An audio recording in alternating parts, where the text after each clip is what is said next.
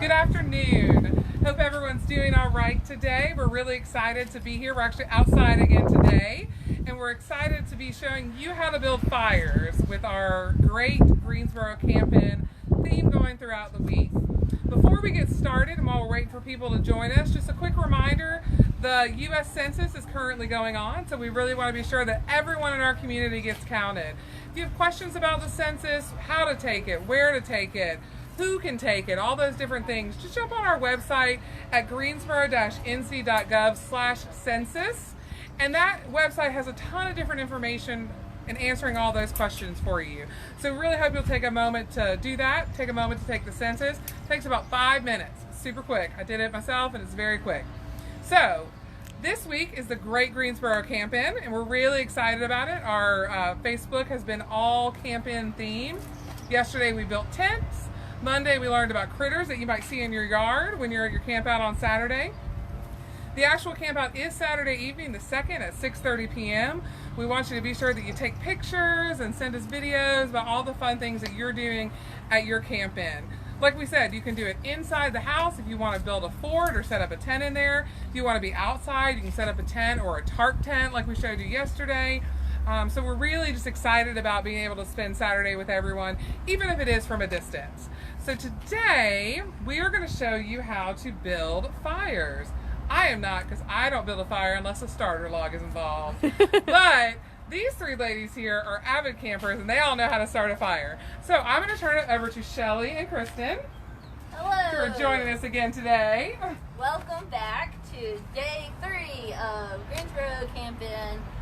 Today we're going to be talking about some different fire structures that you can do and how to get them started. So this structure is the classic lean-to style. So you build up a little bit of a wall and then you have your other smaller sticks starting. So you always want to start with a smaller stick rather than a larger log because they just catch a little bit easier. The other style I have here is a teepee style. That's another really great way. You get a lot of oxygen flow through, so when you have your starter in the middle, it just lights really well. So you want to make sure that whatever campfire style you're using is going to allow for oxygen to flow through, because that is how your flame really ignites and keeps going. So there's several different methods for getting started. One method is the sapwood method, and Kristen, can you pass me the... Yep. So this method is just a really dense piece of sapwood, and it takes fire really well, and it lights really well. Another method is the cotton ball and Germ-X, or hand sanitizer. So you just kind of pump that on, roll it around really good. And then you can stick that in the middle of your fire and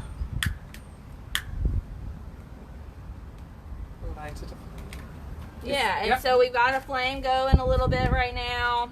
Okay. It burns really well. It's a really great one if you're backpacking, because cotton balls are easy and you're going to want some hand sanitizer anyway, because you want to keep your hands clean before you eat your supper and things like that. So I like this method. I think it works really well. We've got really great oxygen flow today, so you can see that some of these sticks are already starting to catch fire. And as they do a little bit more, then we'll add some thicker sticks on. And we want some dry wood, right? Yeah, so we definitely want to use dry wood and not anything that's really green. If green wood is your only option, then just make sure that you're adding that on after you've used your dry wood, or at least start with a starter log, because that's just going to help you more. Is there a particular kind of wood that might burn better than others? It depends on what you want. So pine burns really fast and catches fire really easily. So pine is great to catch fire, but it's not going to last very long. So other options, oak is going to last a lot longer and burns really well. That's what I like to roast my marshmallows over. It's just a nice fire. So, Is there a wood not to use? Oh, great question. a wood not to use? I would just probably personally stay away from, like, I don't know, like hemlock maybe, just because Rhododendron. there's some toxins and stuff in it. But, I mean, overall, like, hopefully you're not going to have your face in the fire or anything, so nothing should be really bad, actually. Ooh, I know a good one not to use. You don't want to use poison ivy. Yep, I know nope. that sounds super Nope. weird, but I know somebody who did that one time, so be sure Yeah, you that's don't do that. definitely one to stay away Yes. from. But So you guys have just been throwing other little sticks on there? yeah, and so now we've got a pretty good flame going. So Jennifer, if you want to pass us an actual log, and I'm going to go ahead and stand up here, Thank you. and Kristen can go ahead and put a log on. So anytime you're adding a log, you want to do it very carefully. You want to make sure that you're going to stay away from where any of the embers might come at you, or anyone else that's around your fire. And you always want to make sure that you have a fire extinguisher available just in case, because fires can really take off super fast. And you also want to make sure that you check for burn bans. So sometimes, you know, if we have really dry climates and we haven't had a rain for a while, so we're in a drought, we'll have a burn ban. That just means you can't burn anything on a fire or with any really other trees around, because you could start a wildfire. And we all see what happened in California and a few years ago in western North Carolina. So And Kristen, I believe, are we on a burn ban right now? Yeah, just remember we are on a burn ban, so you are going to want to use a fire pit or, you know, like a steel, something with a steel drum or something like that to put your fire in. all right. And if you guys have any questions about fire starting, then feel free to add those in the comments. Everybody just loves fire. All right. Do we just keep adding? Yeah, we would just keep going. Yeah. Cool. And so, since we're not going to be outside all day, and unfortunately we don't have s'mores today, that's coming But we tomorrow. do have s'mores tomorrow, everyone. Yeah, so since we don't have s'mores today, we're not going to keep adding the logs onto the fire because we just don't need it to burn for a really long time. But we do have a lot of logs here just in case we needed to. You want to talk about this for a quick second? And yeah, if you need to do like a quick burner log, these are really just a lot of sawdust compiled together and compacted. It burns really well and has like a little bit of extra chemical in it that just helps things catch fire quickly. This is how I build a fire in my fire pit. I'm like, I mean, whatever works, right? If the goal is to have a fire, then yeah, that's how I start mine and add all the other stuff. So then, if you're going to do your camp-in inside the house, obviously you don't want a fire unless you have a fireplace, in which case you could do a fire. But if you don't, excuse me, we just want to show you a couple options on the way you can build a fire in your house. So, Kristen and I were doing some crafts earlier, and then Shelly joined in with us. So we made a couple different versions of fire. So this one, as you can see, is just a nice stuff fire. I love it. You know, it works, it's beautiful, it's lovely. You can set that right in the middle of your fort. you can touch the flame. You can touch the flames. You do not want to touch that's like really warm. Yep. Right there. Yep. You can snuggle with the fire. Yeah, you can snuggle with the fire. So, Kristen and I said, let's just make some different fires. And it's really funny because we both went about it, and then even with Shelly, who's going to show you how to finish it up, we went in really different directions on how to build a fire, which is kind of the neat thing about it, is you can build it how you want. You can really make it your own. So we used a hot glue gun. We used some twigs that we found out just out here outside of our building.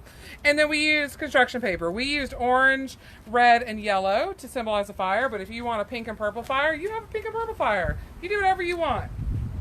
So what we did is I just stacked up my twigs here, and then I hot glued each one together. Then I cut out my different shapes of flames.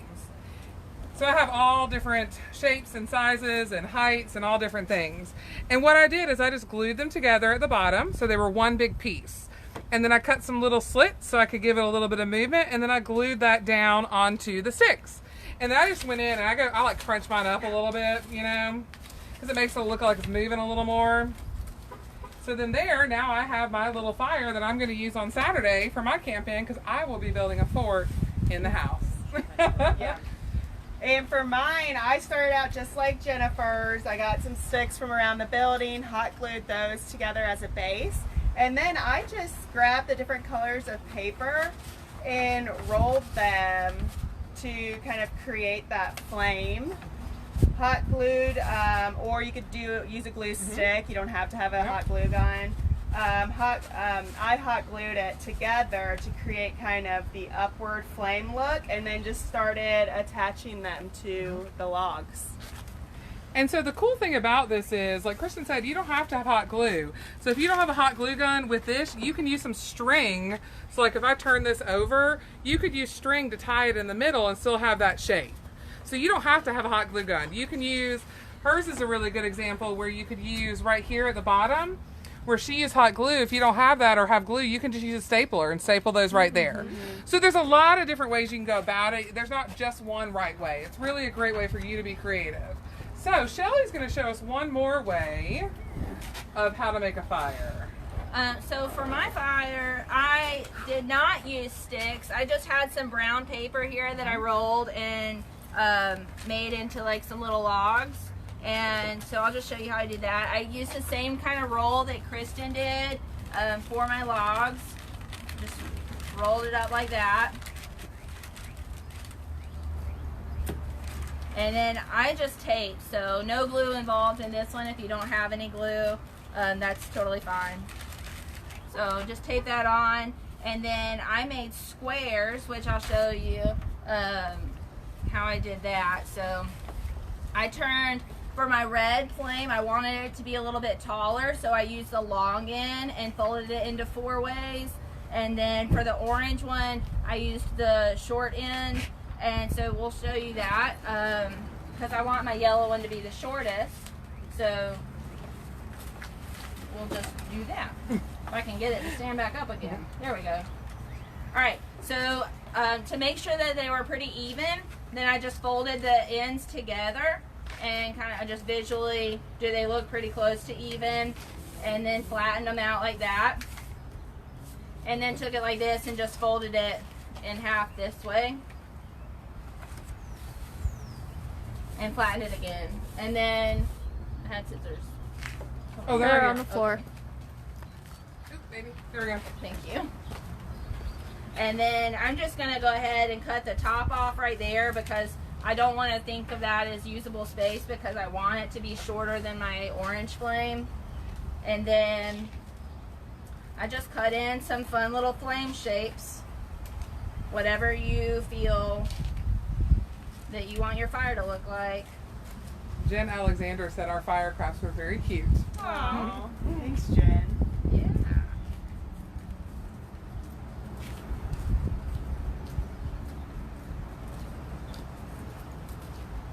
Alright, so I've just cut in just like an easy little shape of some flames and then pull it apart, and then I'm just going to crease this edge that's the only one that's going in toward the middle. I'm just going to crease it the other way. And then now I've got a nice square flame that I can take.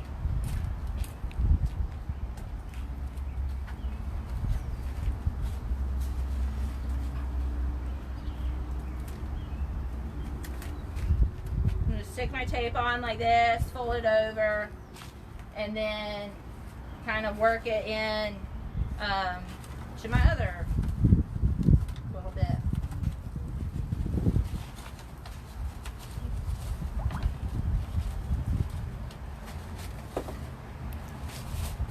Oh, cute. Voila! Look at that. That's cute. And just like that, you've got your own little fire. Perfect. You could put a glow stick in the middle of that and make it glow. Oh, that's a really cute Yeah. idea, yeah. That is cute. And that's a great, really for any of these, you could put, the glow stick in there, you could stick some in the little cones. So there's different fun ways to make that really pop. And if you don't have the brown paper towels like that, what are some other things that maybe we could use? You could use paper towel rolls or toilet paper rolls as your base also, Yeah. which would work great. Yeah, even like a wrapping paper roll might work. Yeah, just thought about that. So there's a lot of different things you can use. So as you can see, we have multiple types of fires today. Our fire, because we didn't keep that fire going, we didn't keep adding wood, that fire is burning out, which is for us today our goal. We want this fire to be completely out by the time we leave this afternoon and not hot at all. But when you're doing your fire, you're going to want to keep adding that wood and keep moving things around a little bit to keep things going. Make sure that whenever you do a fire that you never leave it unattended. So somebody should always be there, and when you're done with it, you can either use the fire extinguisher or you can just dump a bucket of water on it to burn it out if you're done. And then just stick around and make sure that it doesn't reignite, because sometimes they do. So just make sure your fire is fully doused so that you're safe and you don't wind up with a house fire or a yard fire because it's too close to your tree or something like that. Yeah, and so when you're doing a real fire, you want to be sure you're not really close to trees or other things where it can easily catch if it's windy. Like today's a windy day, so that's why we literally are in the corner of a building, because we wanted to find a space that was going to sort of be protected from a lot of that wind that's happening right now. So as Shelly said, safety is really important when you're dealing with fires. So you always want to be sure you're working with an adult. If you're a kid out there listening, that you're working with an adult and you're everyone is just really paying attention to what's happening there. So we have our real fires, and then we also have our faux fires. There's lots of different options for ways you can be creative and make your fire for the Camp-In this Saturday. So we really are looking forward to that, and we hope to see you at 6:30 on Saturday. We can't wait to see your pictures, whether you're camping in a camper or in a tent or in your fort. I mean, like I said, I'm going to legit be on my couch in a fort, and my dogs are going to love it, and it's going to be super fun. So we're really looking forward to that. We have 2 more days of Facebook Lives to help you prepare for your Camp-In. Tomorrow we will be cooking, which we're very excited about.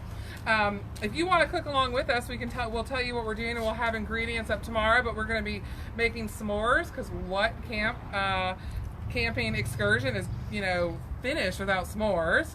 We're going to be doing trail mix, which we're really excited about, and how you can make your own unique trail mix with all the things that you really like. And then we're also going to be cooking in foil. So we're going to be using foil to cook different food in, which will be a lot of fun. Shrimp and corn.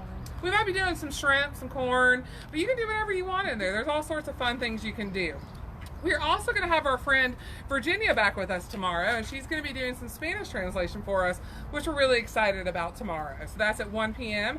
And then on Friday, we're going to wrap our week up with different fun activities that you can do around the campfire. And we'll have a special guest for that as well, who will be translating and doing American Sign Language for us on that one. So be sure that you're tuning in tomorrow and Friday at 1 p.m. for the rest of our Facebook Lives and getting all ready for Saturday at 6:30. So thanks so much, and we'll see you tomorrow. Thanks, guys. See you tomorrow. Bye.